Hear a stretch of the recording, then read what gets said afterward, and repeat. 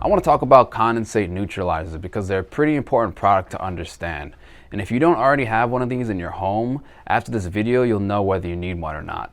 And if you don't know what condensate is, you can learn about that on my other video on the channel called Vent Pipes in the 4 categories of heating appliance ventilation. When the flue gas from a condensing boiler, water heater, or furnace drops below its dew point of approximately 135 degrees Fahrenheit, it starts to condense and the resulting liquid is very acidic. And this acidic liquid requires treatment before it encounters any sewage systems, septic systems, treatment facilities, or anything else. So a condensate neutralizer is a vessel that's installed in line with a condensate drain from a boiler, water heater, or furnace before it enters into the sewer. So the neutralizer is filled with stones, as you can see here, which raise the pH level of the condensate so it's no longer acidic.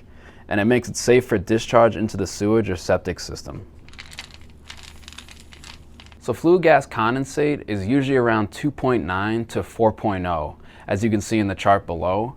But treated condensate should be as close to neutral as possible, which is around 5, and it should be a minimum of 5. Untreated condensate is acidic enough to perforate copper pipe in 5 months if gone untreated. And here are some examples. By code in most areas, you have to get rid of your condensate properly before it goes through the drainage system.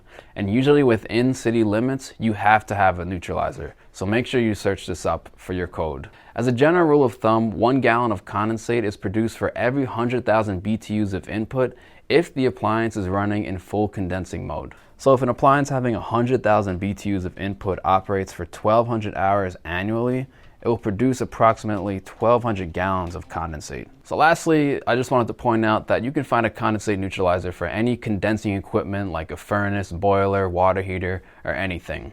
And I also wanted to just say that I'm going to be coming out with another video where I talk about the specifications of condensate neutralizers, like what sort of connection options you have, how to size it with BTUs per your appliance, and anything else like that. It's going to be very detailed. If you have any questions, you can comment below. There's a lot of HVAC workers and plumbers that comment down there, so maybe they can help you out.